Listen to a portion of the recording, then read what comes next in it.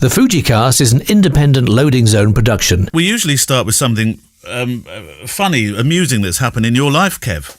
It's Kev's diary piece, but actually this week a slightly more solemn start. But no apologies, because it's a mammoth figure in photojournalism and an important figure in British photojournalism. Come to that, Tom Stoddart passed, didn't he, last week? Yeah, he did. Very, very sad. Yeah, great photographer, great man. Yeah, a lot of outpouring of grief for him. I know. I saw Peter Dench wrote a beautiful piece about him.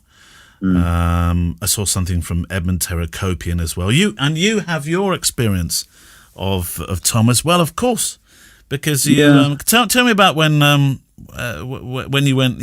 Was it just you and he that went for coffee and had a debrief about? I think he was talking about your portfolio, which is Tom to a T, really, isn't it? That with everything he's done.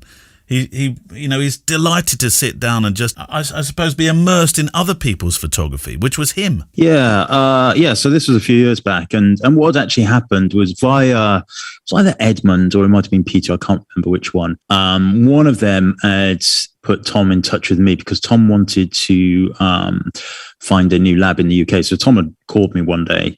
And we got chatting and everything, and we were talking about printing and all that kind of stuff. And then I was doing a talk at CPS. He was also doing one, I think, for Leica. And so I said, oh, well, I'll come and see you. So, popped over to kind of watch his talk, which was amazing. Then afterwards, I introduced myself. I said, hi, I'm Kevin. And he went, yeah, I know who you are. Don't worry. And come on, let's go and grab a coffee. And he knew who you were? Well, because we've been chatting on the phone. Oh, right. So I just didn't know whether he knew what I looked like, of course. Ah, right. So off we went. And we had a lovely hour or so showing pictures and all that kind of stuff. And ever since then, he's kind of commented on Instagram pictures of mine and all that kind of stuff. What sort of stuff does he say? I suppose because he's generally very giving, isn't he? And he's very enthusiastic and yeah. Yeah, no, just I can't remember specifically, but it's always been more than a smiley face or a thumbs up. Yeah. And actually, it wasn't that long ago. It was the last time that I kind of had an interaction with him over email. And again, that was about we were talking about kind of black and white stuff, really. Yeah. And that was probably, I'd say not quite a long while ago. It was probably 9 months ago. But yeah, I kind of kept in touch and yeah, very sad. But, we talk about legacy a lot and, he certainly left a legacy for history. Absolutely. So I think Jack Lowe from the Lifeboat Station Project really summed it up when he said, rest in peace, Tom. He said, you clever chap. The FujiCast. I thought that really said it all. So, yes, sad passing of Tom Stoddart. Today, though, Kev, we're going to replay an interview that we've had on the show before with Tom. We thought that would be an appropriate thing to do, didn't we? We did, indeed. So that's coming up today as our guest. We were also going to talk to Polly Russin this week, but I'm sure Polly won't mind giving way for Tom Stoddart this week. Polly's interview will go out next week. Right. On the show today, your letters, your emails, your questions that you've been sending in to click@fujicast.co.uk and also via our thread in the Facebook group as well. I think we've got a few more questions coming via that, haven't we, Kev? Yeah, we've got a few. Yeah, it's all good. And as we speak, Kev has got a mad busy week. I'm just almost going into Mancunian musical language there. Mad busy week for Kev. So we got to keep it to time today because Kev, I think you're swamped with work. Busy day. Yeah, busy day. I know. Kev said to me just before we started, he said, Keep it. What did you say? Keep it keen or something? Keep it short. Keep it short. Keep it short. Keep it short. Keep it short. Keep it short and real. I've got a wedding tomorrow. The Archbishop of Canterbury's doing it. Your big one. How on earth have you got that, Kev? I know whose wedding it is. Oh. Yeah, it's a long story and it's for a friend and all that kind of stuff. Are you allowed to say who it is, or is that a bit hush hush? No, we'll leave that for now, I think. But I'm actually. I don't think I'm nervous isn't the word, but I'll certainly be giving my shirt an extra iron, and I'll probably wear a tie and all that kind of stuff. You won't be looking like Columbo tomorrow. I need to get my hair cut, but I just haven't got time. Kev, today. no. This is the Archbishop's, for heaven's sake, and I mean that quite literally. You cannot go there with a mop. Well, I know, but I don't know. Maybe I'll just wear a cap, baseball cap. No, Kev, that's the wrong way. Entirely the wrong way. Oh, you of all people. You of all people. Now, I can't imagine I'll be having too much of a conversation with the man himself. You never know. You never know. He is. I'm being very cautious how I say this because I want to show proper respect. But usually the Archbishop isn't. Am I right that he's not too keen on photographs? He errs more on the solemnity of the occasion than it becoming a photo fest. Well, as far as I'm aware, he doesn't actually do that many weddings himself. No, royalty and all that kind of stuff. But no, because of the circumstances, he's been very accommodating, and he said, "Yeah, fine, just do whatever you want." Yeah. Wow. Cool. Now we're all trying to guess, you see, because Kev has said, "I'll tell you later." And you mentioned the word royalty. Now everybody's trying to put 2 and 2 together and meeting 6.4. It's not royalty. Well, it's not royalty. Although, actually, saying that, it's royalty in my life. Yes. Yeah. A very special wedding. It's in the crypt as well at the at Lambeth Palace, which is that dark? Like an underground chapel. That's going to be dark then, isn't it? Yeah. Oh, it's the 18mm definitely tomorrow. Yeah, I'm swinging by House of Photography in the morning to lend to borrow. No, I'm borrowing. They're going to lend me the 50mm f1. Are you going to use any of? Are you going to use a GFX for the? I know that you're a documentary man. I know, but I dare say you'll do a couple of portraits. No portraits tomorrow. Certainly no GFX. No. So what's in the bag? Definitely candid all the way. Is it? What's in the bag then? What? I mean, this is such an important occasion. I know how precious this is to you. So what are you taking? Well, I will have the 18mm, which has become my new best friend. Yep. And normally I would normally do it with a 56 1.2, but there's my 56 1.2 has been playing up recently, so I'm kind of that's why I'm heading off to the House of Photography in the morning. I spoke to Andreas. He said, "Yeah, you can lend the sample 50mm f1, which I've actually pre-ordered as well, put on order, I should say, but it won't come by tomorrow, and that's why I have to go and borrow one." So yeah, that'll be it. Those two lenses, I think, and 18mm 50. What's the 56mm story at the moment? Wasn't there something rolling around about it not working properly with your XT4? Yeah, so there's been an issue that has cropped up, I think, with one of the firmware updates. So, but I've been talking to Tokyo about it, and they will fix it in a firmware update, and they said in the winter. And then I was trying to think, is Japan in the southern hemisphere or the northern hemisphere? Because winter, if they're in the southern hemisphere, winter you're going to be waiting a while. But they're not. They're in the northern hemisphere, so yeah, hopefully soon. But yeah, it's a tiny little issue with 56mm. If you shoot in a particular way, a vast majority of people wouldn't even notice it, and it's only on XT4 with the latest firmware update, so it's nothing to worry about. Is it the back button focus thing? Yeah, it's using the AFL button. Okay. So, but most people use AF on, which is not the way that I do it. So I'm very old school in the way that I shoot. What button do you use for your back button focusing? What have you programmed? Oh, well, I do use the AFL button, but I don't use the AF on option. Right. So I don't set that in the menus. I just flip the camera to manual focus, which is the old school way of doing it. But I just find that's my brain power is set to that method, rather than digging into the menus and setting the AF on to the back rather than the shutter button. So that works fine, but it's not in my mindset. Every time I pick up my camera, I'm forever fiddling the focus switch to see whether it's on manual focus or not. So yeah. Right. Well, good luck for tomorrow, Kev. Thank you. I hope it goes well, and don't get yourself in trouble. It won't be tomorrow by the time this goes live. I know, but we're kind of darting backwards and forwards. I'm going to say tomorrow, just so we don't confuse it. Good luck for tomorrow. Make sure your hair is cut. Polish your shoes. Oh, I haven't. Yeah, I've only got blue suede shoes. Oh, Kevin David Francis Mullins. KDFM. Go buy some shoes.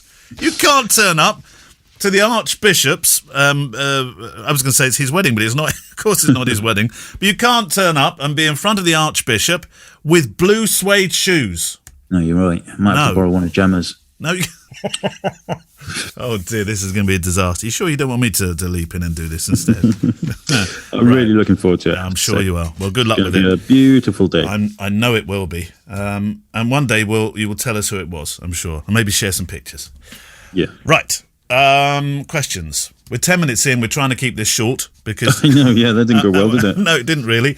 So far off with a Facebook one, Kev. So as is traditional, I'll start with the latest question, which came in a day ago. Steve Shreve, gents, with the release of the Instax wide printer with its compatibility with the XS10, can we expect firmware updates for other Fujifilm cameras? Would it make business sense for them not to expand compatibility? So this is so Fujifilm have released a couple of Instax printers recently. One of them, this new hybrid one, which was announced this week, which looks pretty funky actually. It's got a LCD on the back, so you can actually. Normally with Instax, you just have to hope it comes out well, whereas this one's got an LCD on the back. But the Instax Wide, it's got kind of special compatibility with the XS10. And I don't know. I mean, I would assume that if it was compatible in that way, so it's compatible with all the cameras, but it has a kind of interface, if you like, with the XS10. And I would imagine that if it was possible to do it with the other cameras straight off the bat, they would have done it. Probably something to do with the Bluetooth registration, the style of Bluetooth they use, or something. Don't know. But as always with these types of questions, they won't have not done it just to piss us off. They will have not done it for a real reason. And that doesn't mean they're not working behind the scenes, pedaling fast to try and catch up with the other cameras. But I don't know the answer to that. Much like all the questions last week, I don't know. That was the week before, Kev. You got them all. You got them all right last week. Matt Fletcher. Oh, yeah, this is really just in response. Do you remember last week we mentioned, Matt, we were a little bit unsure about the Instagram situation in China. Do you remember that? Sorry, I just dropped my pen. Are you with us? Just listen to the new episode. Thanks for answering my question. It was a X100V question he had. But in response to your question, Instagram can be accessed in China, though you do need to use a VPN. Yes. And I looked this up, actually, and it seems to be easier to do on a mobile than for some reason. I don't know why. Why would that be? Why would a VPN be easier on a mobile than it would be on a land thing? Kevin? Maybe something to do with the phone network provider. Don't know.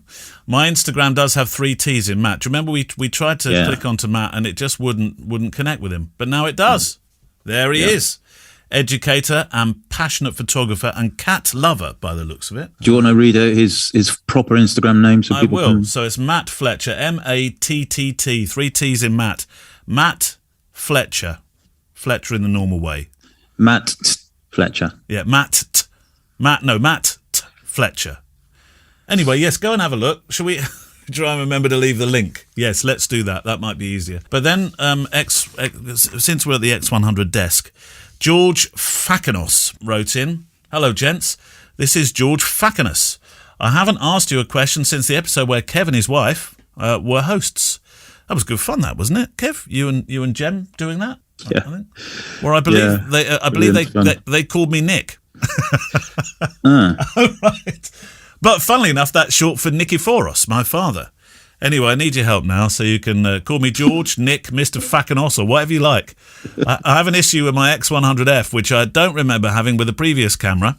I'm sure it's my fault, but I'd really like to hear from you. So I have a very dark frame where my subject is on one side and the sun is hitting only the face of my subject. Keep up with this. A cat inside the warehouse is the photo. My camera is set on single point AF, and with the joystick I focus on the cat's face. But what would happen with my previous camera is the cat's face would have been well exposed and the rest of the frame will have been well underexposed, which is what I'm going for. But what happens with my X100F is that the cat's face has been washed out and the rest of the frame has been well exposed.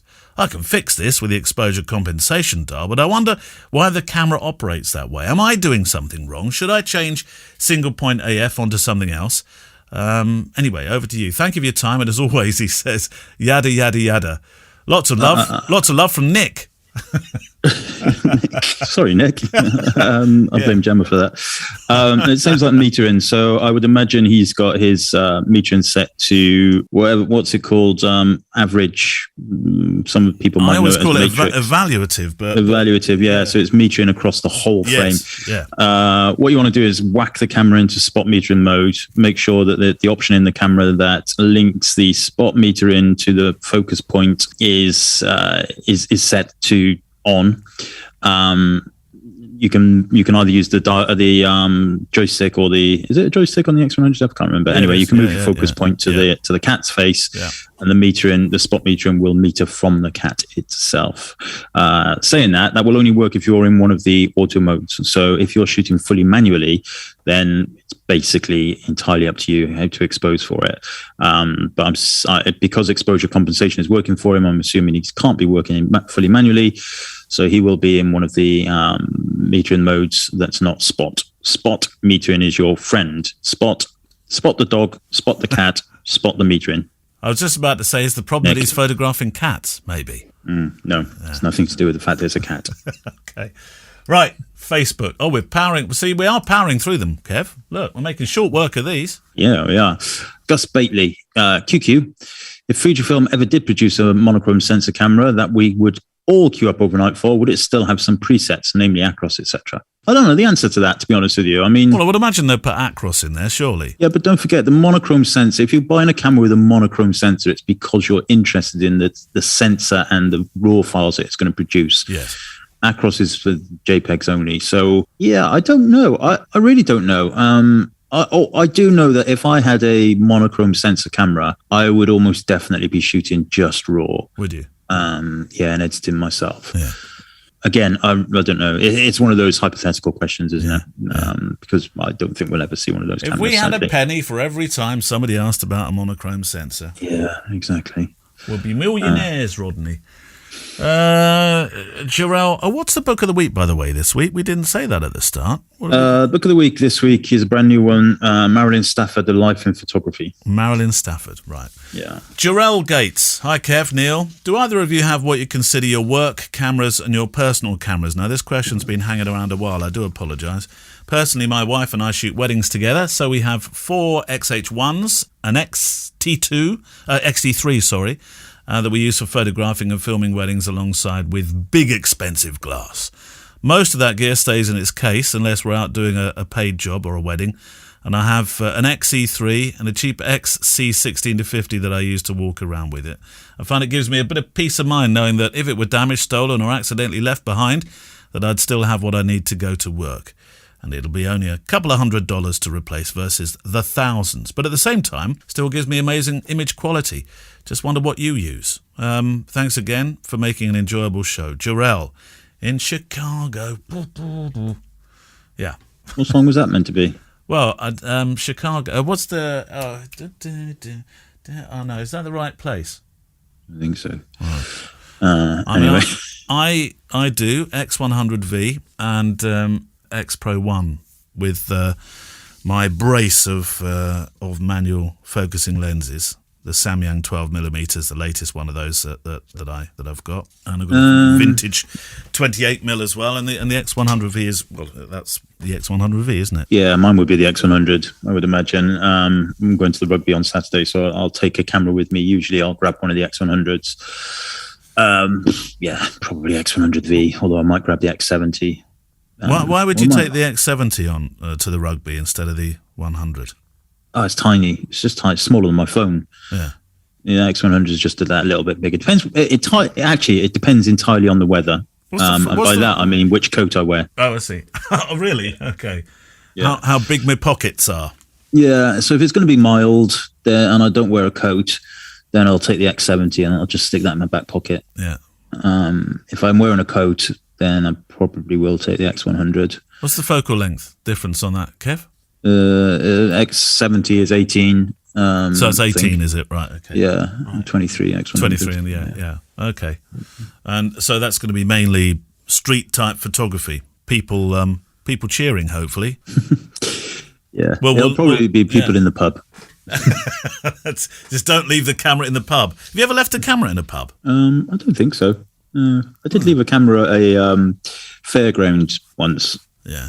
One of those traveling fairgrounds, and it was when I was shooting Canon back in the day. I don't know which camera it was. Yeah. It was about an hour and a half I'd gone before I realised, and I ran all the way back, and the woman on the Coconut Shire stand had kept it for me, bless her. Fantastic.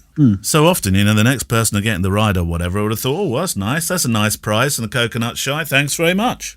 Yeah, no, I think I'd left it on the coconut stand. That was the thing. I put it down to throw my balls at the coconuts. Pardon? And my balls didn't hit the coconuts. I must have got depressed and walked off without my... Don't be rude. Yes, thank you very much, Donald.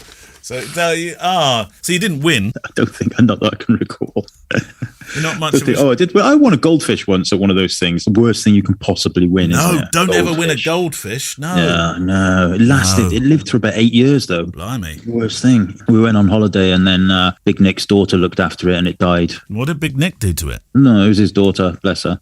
Little Nick. Little Nick. Actually, she's not so little these days. She's going to be a very, very good rower one day.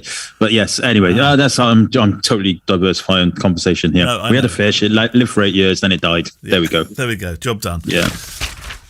Your question. Then I think in the great let's let Mullins get on with his day proceedings. What have you got, Kev? Question. Facebook. Colin Monteith, question for the show. Like many here, I'm involved in several Facebook groups for different reasons. Anyway, I'm tired of seeing, air quotes, SOOC, air quotes, another air quotes, purist, air quotes, references.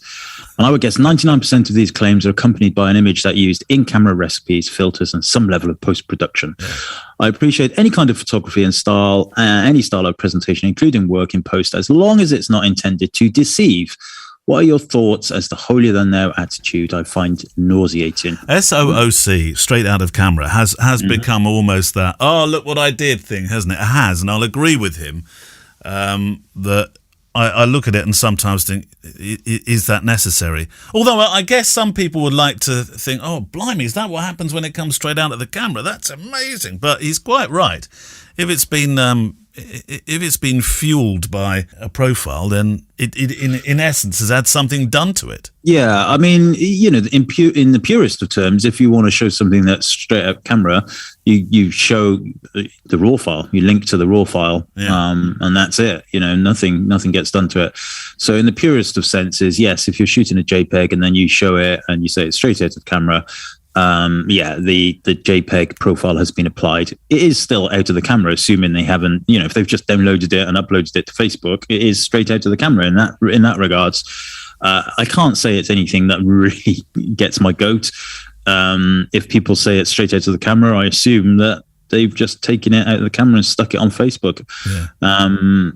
You're right about there does seem to be this kind of trend of going, this is straight out of camera, look at this, isn't it great?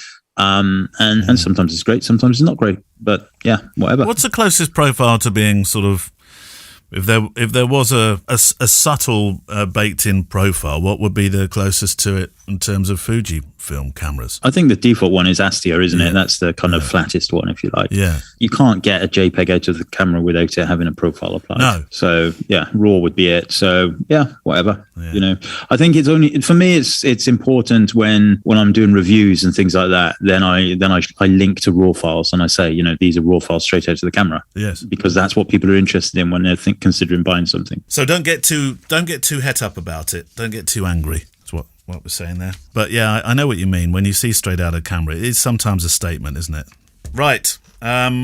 This week we decided to replay a conversation that I'd had quite some while back, actually, wasn't it, Kev, with Tom Stoddart, and we thought it would be fitting this week to play some words, some thoughts from the great man himself, from a photojournalist who I think will be missed very, very much, and I would dare to say and go as far to say probably one of the greatest British photojournalists that we've ever had. This is Tom Stoddart. I think when you start, it's incredibly exciting. I remember going to Beirut in 1982, and I first met Don McCullum there in Beirut, and it was the biggest story in the world, and the Israeli forces were bombing Yasser Arafat's PLO, and you really felt this was what being a real photographer was. that you were on a major international story, and there were very few photographers, and it was dangerous. So it was incredibly exciting, and you felt, that your work was worthwhile. And I've always felt that I've always felt that I have the right to be there as a photojournalist in lots of situations. I'm not a doctor, I'm not a policeman, I'm not a soldier, I'm a photographer. And when I go into areas like that, I do my job. Of course, if you have the chance to, if you have to get involved, then you do. You're a human being first and a photographer second. But by and large, your role is to go into these areas where other people can't. They don't have the privilege of going to see these things firsthand. So it's your job to bring back images that are truthful and are educational and that inform debate and maybe get things changed. That's all you can hope for. How does making imagery in these bleak places or during bleak times, how does that affect your humanity? Well, there are many things that you look at and you think, how could anyone do this? I mean, Lockerbie is one thing, that how could anyone callously plant a bomb on an aircraft and bring it tumbling out of the sky? My job, on that evening, I was there quite quickly because I happened to be in the north of England when it happened, and I got there quite quickly. It's just purely a record. It's a very historic event, and it needs to be documented, recorded for history, and you do the best you can in what was a horrific scene. I'm a photojournalist. I tell stories with my camera, just like colleagues of mine tell stories with their pen, or radio reporters do it with their microphone, or I choose to tell stories with a camera, and with as few words as possible. I want people to look at my pictures and understand what's going on with the photograph and just a short caption. Documentary, I'm not exactly sure what, obviously the word means to document what's around you, but I don't see much of a difference really between photojournalism and documentary. At these times, are you a photographer or a participant? Can you be a humanitarian? I think you're all of those things. You are a photographer, you are a participant, and you are a humanitarian. You, by the very nature of picking up a camera and pointing at someone, you change. They change their expression, they change the way they are. There's an argument for saying that paparazzi, long lens paparazzi, is the purest form of photography, and it's the most reviled. Because if you're hiding in a bush and you are photographing someone on a 600mm lens, then if they're not aware of you, they're completely natural. So there's lots of arguments about things like that. You are a participant because you're there. Hopefully a participant for good. Your picture should be used to change things if it's a negative situation. I mean, still pictures are incredibly powerful things. If you think of the pictures from Abu Ghraib torture prison. Darby turned in the pictures of prisoner abuse at Abu Ghraib in Iraq, pictures he'd discovered purely by accident. Low-ranking soldiers like Lindy England committed the abuses, but the Senate Armed Services Committee today released a paper... what other stills what other kind of medium would get Donald Rumsfeld to go on television and admit that the United States were doing this and apologize for it? I feel terrible about what happened to these Iraqi detainees. They're human beings. They were in U.S. custody. Our country had an obligation to treat them right. We didn't, and that was wrong. So to those Iraqis who were mistreated by members of the U.S. Armed Forces, I offer my deepest apology. If the stills didn't exist, there's no way he would have done that. But they do exist, and they were taken by people on the inside, by their very own people who are administrating these beatings. And that's what's changed. The authorities can stop people like me getting into, sensitive situations as they see it. But, they can't stop their own people in this this kind of age of selfies and documentation of your what you do as a person. So the danger for the authorities is going to come from the inside, and that's why we've gone back to World War I, where eventually the military banned soldiers from carrying cameras in the trenches. The military now frown on soldiers taking photographs, and that's how it is. But the still photograph is still incredibly powerful. Is it right that a lot of photographic projects are self-funded? If you want to make a story that you feel really passionate about, you have to take that initial financial risk? A lot of the projects now are self-funded. The magazines don't have the budgets to or the will to send you on news events, international news events. Covering news is very expensive for magazines, and the truth is that they're more interested in royal stories, celebrity stories, sports stories than they are in what's going on in Libya or Iraq. But that doesn't mean that we shouldn't be covering these areas of the world and these stories.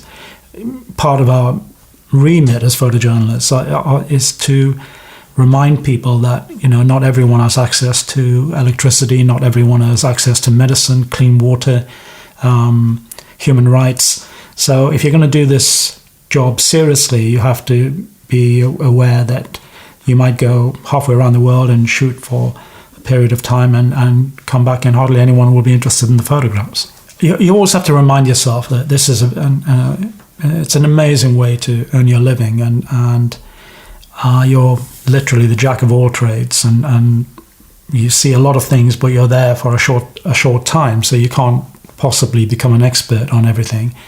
But you have to remain interested, and you have to be interested in people and what makes the world tick. And if you're interested in news and current affairs, it's an amazing job. It's addictive, isn't it? Very much addictive. Again, on my first job, as this kid on a paper, one of the old photographers said, "You'll have a champagne lifestyle on a beer salary." And that's exactly what it's been. Let's talk about your legacy and the fact that when you're making some of these pictures, the Berlin Wall's a good example. Are you aware how important your images, your pictures are going to be? I don't think you're aware at the time. I'm a great kind of believer that, and I tell young photographers this all the time, that they're not shooting for the next day or the next week or the next month. They're shooting for the next 20 years, 25 years, especially if they're on an important event. As I say, I've been around, this is my 46th year as a professional, and it's amazing how many times photographs I shot 20 years ago, 25 years ago. I mean, the Berlin Wall is a point in case. I happened to be, by chance, by luck, on the Berlin Wall the night it opened. I was at Checkpoint Charlie when the very first people came through. And it seems like yesterday, and in fact it was November the 9th, 1989, and the pictures I shot that night are still being used regularly. When do you stop? You never stop. Why would you stop? Never? I don't see the point of stopping, and something that slightly irks me is that every new award, every new bursary is for photographers under 30, and there's all this help given to young guys because it seems like their ideas are better than an old guy, and I really don't see that. And I take lessons from people like Elliot Irwitt and who are still shooting well into their 80s. I think ideas are the currency of how we exist as professional photographers, because that and the insatiable quest for news and needing to know what's going on anywhere in the world at any given time is crucial, really, to being a photojournalist. Replaying some thoughts which we played out in one of our very early episodes of the FujiCast from Tom Stoddart, such an influential British photojournalist who passed away last week. And this week on my podcast, Photography Daily, I'll also be paying tribute to Tom Stoddart with a conversation about his latest and final book, Extraordinary Women, A chat we had only a few months ago. The picture that I am best known for, I think, the woman of Sarajevo, was a natural to lead on a project where you wanted to celebrate and pay homage to ordinary women doing extraordinary things. And when it comes to books, I'll also be talking this week with the editor-in-chief at National Geographic magazine, Susan Goldberg, who's going to be sharing her thoughts about the pictures that made the cut for their latest book, highlighting the most important pictures of the 21st century.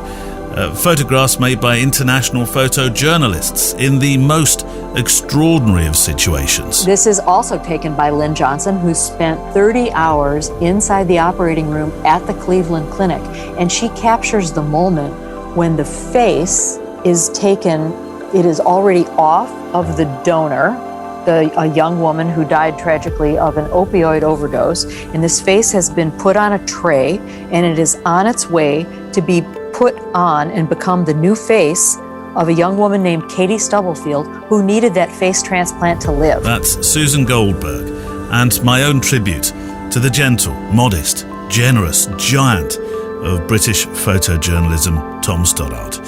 Photography Daily is available wherever you get your podcasts, and we'll link to it in today's show notes as well, because you can get it online at photographydaily.show. And we'll also link to Kev's country music show too, his incapable staircase internet radio show that he hosts every Thursday, 3:30 UK time. Right, back to your questions. Let's go straight in with Facebook. Kev. All right, this is from John Rose. This is from a few weeks back. He says, hello, Kev. Hello, Neil. Quick question for both of you. Do you think that YouTube influencers are having too much influence over what camera companies are putting into their products? I own both an X-T3 and an X-T4. Love them both. Use the X-T4 for my video work because of the IBIS. I feel like the flippy screen is only on the X-T4 because YouTubers complained that the last model didn't have one. Most videographers use an external monitor and record. I feel like the actual photographers who go out and shoot with these cameras have no say, and an influencer's opinion is taken more into account. Cheers and thanks. Ooh, influencers, they by the very virtue of their name, of course, they influence to a degree, but I don't think they would make a huge difference to.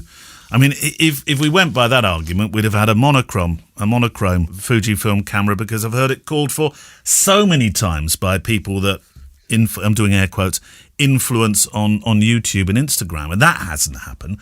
I think obviously they hold court to a degree, don't they? But I wouldn't have thought Fujifilm would make product changes because an influencer has suggested they should do so. Would you? Well, the key part of that sentence, the key part Get your teeth in, Kev. Drink reception.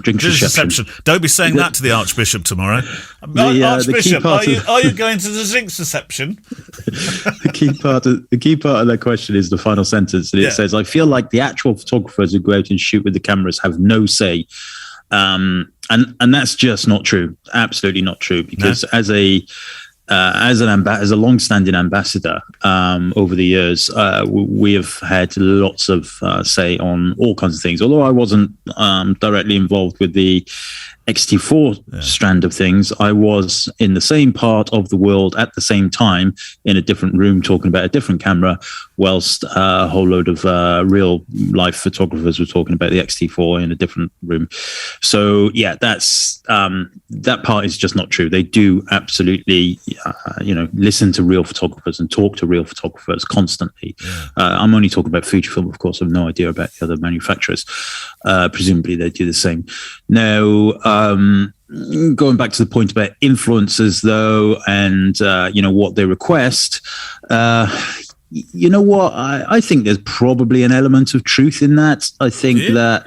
Yeah, I think a little bit. Let's just say, what's his name? Peter Macmillan. What's his name? Macmillan. Peter McKinnon. Peter McKinnon. No, not Mick McKinnon. Oh God, Kev. Sorry, Peter McKinnon. He's got like 1 billion followers or whatever. Let's just say, Nick. Fujifilm say to him, or Sony say to him, or Canon probably say, what's the most important thing that's not in one of our cameras? And he says, I don't know, a flippy screen. Yeah, no, I get this, Kev. I do get this, Kev, but I don't think there is a... we're going to get a letter in or whatever that says, yes, there's so-and-so, but I don't think, with the exception of yourself, Kev, I don't think there's a YouTuber like McKinnon who has got this enormous audience that is a Fujifilm influencer as such. I mean, McKinnon's Canon, as has been and probably always will be. And I'm trying to think of an influencer that would have that much clout that Fujifilm would say, do you know what? Yeah, McKinnon's just said that, so let's put a flippy out screen on it. With as I say, Kev, the exception of you, because you have, you have your YouTube channel, and you have a strong following as well, don't you? Yeah, no, I get that, and I really don't think it is the case with Fujifilm, but other brands, maybe. Who knows? I don't know. I mean, for example, I've been watching a lot of guitar players on YouTube recently, and there's one guy who's absolutely phenomenal. He's like, I've stopped watching him now because he's brilliant and he's really good looking and he's thin and he makes amazing videos. I hate him, honestly. What a horrible person. No, seriously, he's so good. And his videos are out of this world. And you know what? Yeah. They are all constantly informative. He doesn't spend time, I don't want to see his coffee percolator. I don't want to see a drone footage of him, driving a 4x4 on a snowy mountain. I want him to talk to me about, how can I play a guitar better? And that's exactly what he does, but he does it in such a brilliant way. And I did watch one video from a couple of years ago, and he had a new guitar, and it wasn't from like a mainstream manufacturer, but a custom built guitar. I mean, when I looked into it, they are a big manufacturer of guitars. It's just not like Fender or anybody like that. And he was talking about this bridge that had been put on this guitar, and he was saying that he's been working with that company specifically for that thing. So I think there are elements of things like that at play, but I would hopefully, in fact, I would put money on it that manufacturers will only implement things that they think are good for the photographers. Yeah, I think they're not going to do it just because they think it's going to look good on Peter McMillan's channel. Nick McMillan. McKinnon, you've got me doing it now. Although I have to say, I've been influenced to drink more coffee, and that is probably Pete's influence on me. Oh, I love that. That's all right. And, it's part of the story with his videos as well. But you are right, I think. Flippy out screen gate, though, that has agitated a lot of people, hasn't it? The thing is, on the XT4, it does. So the XT3 and XT4 both have a tilt-out screen, tilt-down screen. But the XT4 flips out and it can face you, so you can look at it. See, what it doesn't do is flip straight down, like the 90 degrees straight down mechanism. And it's not because it can't, because there's a Panasonic camera that has that mechanism in place. Yeah. So it's not a physics thing. But I mean, I have to say that regardless of whether John uses it or not, there were, when the XT3 came out and XH1 and all that kind of stuff, the amount of people that said they wanted, real life photographers said that they wanted a screen that faced them. Yeah. Was huge, and so that's what they did. And I recorded the YouTube video a couple of weeks ago, and I used my XT4, and I had the tilt out screen, so I could look at myself and get depressed. Just don't film your shoes, Kev. Oh dear. Right, moving on before we get in trouble. Kevin Bingham, hello chaps. Like a question out of a school exam. Oh no, this deserves one of these, Kev. School exam. Warning. I have one for you. Noise reduction. Discuss. That's another word I find difficult to say. Noise reduction. Oh, you are having trouble with it. Say it again. Noise reduction. No, slightly better than your drinks reception. Drinks reception. Can't do that. Noise reduction. Drinks reception. Say noise reduction. Well, noise reduction, drinks reception. Yeah. Noise reduction, discuss. He says, it seems to me that much of this is guesswork. And what looks good to the eyes, there has to be some kind of algorithmic approach. that's far more clever than the way I'm doing it. Please help. Cheers from Kevin Bingham. Kev to Kev. Well, my answer to that is I don't think there is a magic wand, and the reason for that is because for some images, even if they're at 12,800 ISO, if the exposure is good and the area that you're interested in has got good light compared to good shadow, then the noise will appear less because the exposure is better. So yeah, I mean, I do tend to do a global noise reduction. I have like for 12,800 plus, I put it on, I think 40 for 6,004, for 8,000 to 12,400 or 12,399. I put it on 40, I think, but then I do always eyeball them. Do you do that? Do you do that as a, because I don't add noise reduction or sharpening until the final output. I don't do any sharpening. No. Well, okay. Well, I do a bit of sharpening, but sharpening and noise reduction, they are both very. Am I going to say the right things? Not CPU intensive. Well, they are. I find Lightroom struggles a bit if you do that per image as you go along. So I tend to do it as a global thing, as you rightly said there. It's a global thing for you. I do it as a global thing right at the end, and I select all the different ISO ranges at the output stage, but not before. Yeah, absolutely. The only sharpening I ever do is export sharpening. When I export from Lightroom, I just leave it on default. Yeah, well, that's what I'm talking about. Yeah. So no sharpening, but noise reduction. I do it at the beginning of my workflow rather than at the end. But I don't have any kind of performance issues. But yeah, either way. It depends how you work, doesn't it? You're kind of right, and maybe it's a better way of doing it at the end because you've done all of your editing, and then you can see, you can do that final thing. I find it easier if I can see the noise reduction first. Oh, you said it, Kev. You did it without a problem. Yeah, I know. I concentrated really hard. Yeah. I wrote it down with a big space between the words. I find it easier to do my editing if I can see the clarity of the image, I suppose. Yeah. All right. Okay. Do we have time for one? Yeah, one more, and then we'll do a book of the week. So I'm just keeping an eye on the time here, Kev, because I know you need to go and get some shoes. I don't care what else you've got planned with your day. You are not going to a wedding with the Archbishop with blue suede shoes. It's not happening, and your hair needs cutting. In fact, I'm going to book you in for an appointment. What's your local barber, Kev? No, it's no appointments there. Is it just a walk-in? It's the kebab man. The kebab shop bloke does it. What, when he's doing kebabs? No, he does that in the night. He's got a barber next door. He's a Turkish barber. Right. So you don't need booking in? Oh, no. Good Lord, no. Well, I'm going to phone ahead. I'll have a massage. I'll have my ears set on fire. Well, the problem is usually I might go and have a couple of beers there, and I can't do that. What kind of shop is this? I've got to do my radio show later. Kebab, beers, and that's never stopped you, Kev. You usually down a couple before the show. Don't be downing them before the wedding tomorrow with the Archbishop with your blue suede shoes and your terrible haircut. Looking like Columbo. Who's turned up here? Why did you book this guy? I need to lose about 3 stone by tomorrow as well. Kev. It's a disaster, darling. Right, go on, question, and then we can do book of the week. My question, is it? Okay. Yeah. Right. David Shandley says, the first Fujifilm camera I purchased was an XM1 and I still own it. The reason being that I love the SR Plus setting on the top of the camera, also with the camera set to black and white. I did find the SR Plus setting on my XT30, but the rich black and white look is not a patch on the XM1. Do you think it's just different sensors? I wonder why Fuji didn't continue to have this setting on the top dial like on the XM1. You've read it like David's really angry.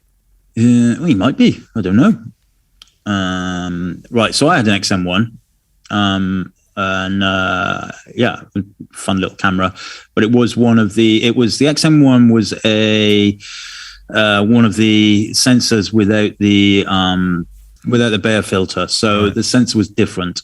So it did appear to be different. Funny little camera, I have to say. I think that was the first one that had a flip screen, actually, talking of flip screens. But yeah, so the SR Plus was like, I can't remember what SR stands for now, but it was like some kind of super automatic mode.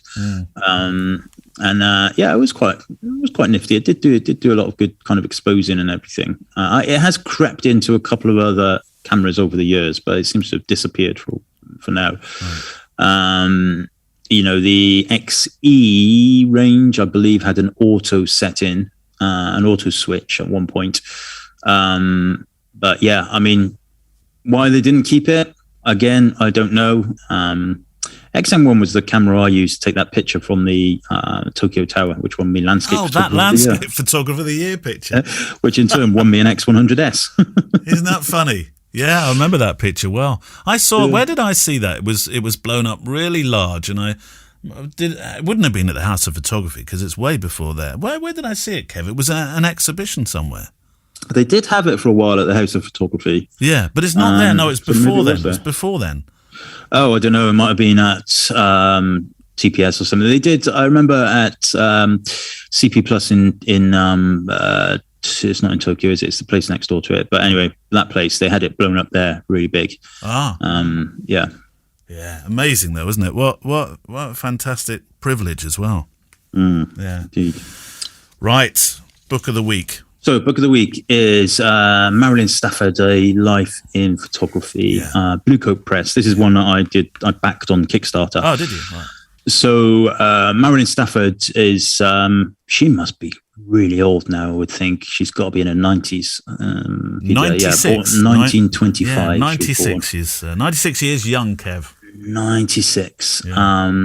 She's a British photographer, although born in America. Yeah. So this book, I'll read the blurb off the Blue Coat Press website. I'm not sure you'll be able to get it anywhere other than bluecoatpress.co.uk at the moment. Anyway, it says, at a time when women were expected to be mothers and wives, not professional photographers, Marilyn Stafford blazed her way into photographic history. Her distinctive approach was deceptively casual and yet psychologically revealing. Over 4 decades, from 1948, she would shoot world leaders and poets, artists, writers, and mourning mothers, children playing on the street, victims of war, refugees, and fashion models. Having grown up in the Depression, Marilyn was acutely sensitive. She wanted to use her camera to cast a light on injustice, to tell stories that had, in her words, something important to say. There we go. That's what we always say, isn't it? Yeah. Better to be important than it is to be good. Picture doesn't have to be good, it just has to be important. Exactly. Is that a Mullins phrase? That's my phrase, yeah. Anyway. TM. So, interestingly, and another reason why I picked this is because the forward is by Tom Stoddart, forward to the book. So he wrote the forward. It's a big, beautiful book. And because I backed it on Kickstarter, I get a signed Marilyn Stafford print, which is beautiful. I bet. Wonderful picture of this lady in a dressing room and another lady peering through the door, and there's a mirror behind it. Yeah. And this lady is dressed in this kind of checked, it's black and white, of course, checked gown. Yeah. And she's blending in with the wallpaper. And on the floor is two what look like French bull terriers having a bit of a sleep. Lovely, nice signed print there for me. But yes, I mean, what a book, what an amazing book. And Blue Coat Press, Colin, who runs Blue Coat Press, he's forever putting Kickstart projects together, and it's usually for people whose body of work would otherwise not necessarily get published. Not always the case, but generally the case. Page 25, for example, with this whole thing is so relevant right now. Boys climbing a wall in Paris circa 1950. 10 little boys playing. She's wandered up, she's taken a beautiful picture. Where will we be when they ban us from doing this kind of stuff? Well, there's more stuff like the girl with a milk bottle. Girl with a milk bottle. There's loads of stuff in here about of children. Yes. And it's such a well-designed book as well, as always Blue Coat stuff is. But it goes through the whole repertoire of Marilyn Stafford's work. So, we've got model shoots on the streets of Paris as well, which are clearly, staged, but more interestingly, but classic and beautiful. I mean, there's a wonderful picture on page 53, model in ready to wear, and man in raincoat. And so there's a picture of the model being photographed. Yeah. Perfect stance. That would do well in an SWPP competition. But then behind it is a man in a raincoat staring at this woman. There's humour in a lot of her pictures as well, isn't there? Yeah, the humour in that. That's for sure. Yeah. Wonderful portraits. There's a great set on around about page 70, 71 of Carlo Levi. Or Levi, would you say Levi or Levi? I can't remember, but he's an Italian painter. Yeah. And there's a beautiful portrait of him puffing away on a cigar, and then opposite there's like a behind-the-scenes shot of him chatting to directors and other people while he's being filmed in his studio. Really, really incredible behind-the-scenes photos, but coupled with really nice portraits as well. I mean, the portraiture reminds me a little bit of Jane Bowen, that kind of approach. Oh, right, yeah. Right, stand here, this is good light, stand here, look at me, act natural. But then you have all of the candid stuff as well throughout, and you've got, literally all kinds of stuff in here. Miss Lebanon Beauty Pageant, Beirut, 1960. It's eclectic, isn't it? That's it's absolutely eclectic. And you look at this now and you think, this is Beirut in 1960, and the stuff that these people will have gone through after that. It's just insane. You kind of look at these pictures and you think, what happened next? To these people, and it's in many cases the images are just snapshots of everyday life, but almost always with a story behind them. A decade actually before the Lebanon, she'd just over a decade, she'd photographed Albert Einstein as well. There's a lovely story in the LA Times actually that I was reading here, that at the time she was very nervous, had no experience of making or taking photographs, and then you're in front of Albert Einstein, who apparently put her at ease, and she was able to make some wonderful photographs of him. I think one of my favourite pictures is the one, and this is one that I kind of recognised before I've seen it in the book, is the one of Lee Marvin, and he's just sat in an armchair, cigarette in hand, a couple of dusty old cowboy boots on the floor, white socks, and he almost looks like he's shouting at her. Don't take a picture of me kind of thing.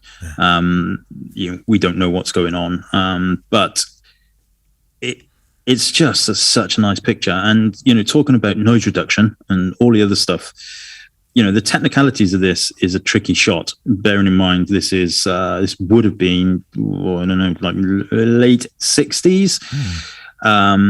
It's grainy, it's soft, but as she says on the website, it's an important picture.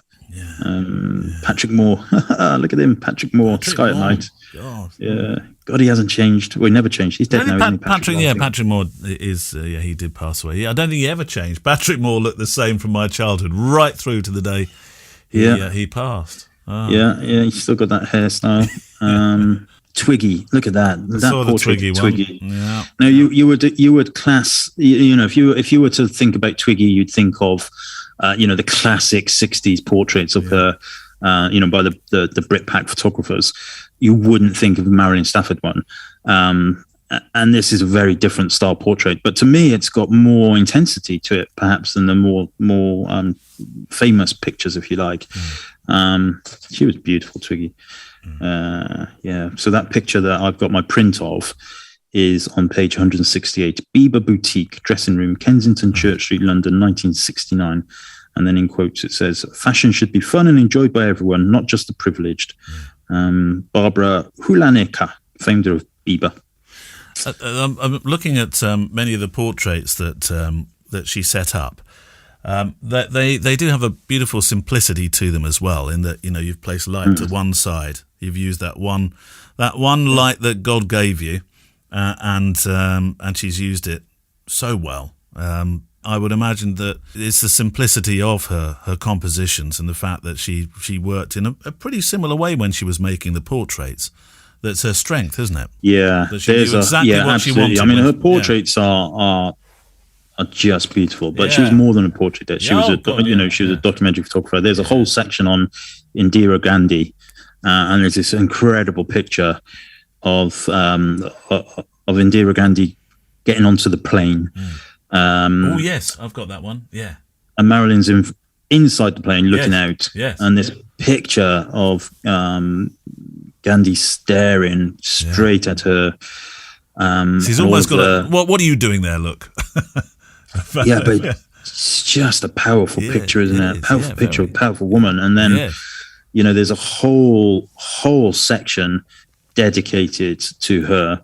And one of the rare color pictures, in fact, 1971, looks like Kodachrome to me, but, one of the very rare color pictures in this book Indira Gandhi speaking at a mass rally at Srinagar, Kashmir, 1971.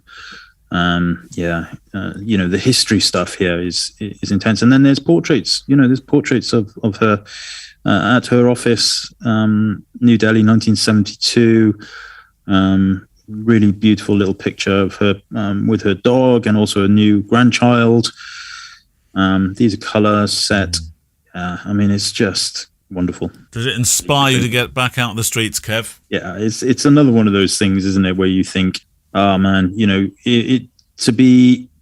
have earned the ability, not earned the ability, but to have earned the opportunities, because you don't just get things like this. Don't just it's not people who say it's just who you know and luck of the draw. That's just simply not true. You might get the opportunities, but you've got to bring the goods home, haven't you? Absolutely, yeah. You've got to constantly do it. And she does that time and time again, doesn't she? Yeah. An amazing book. Joanna Lumley. Oh, she's in there as well. Yeah. I didn't see that one. Sorry, I said her name a bit too positively.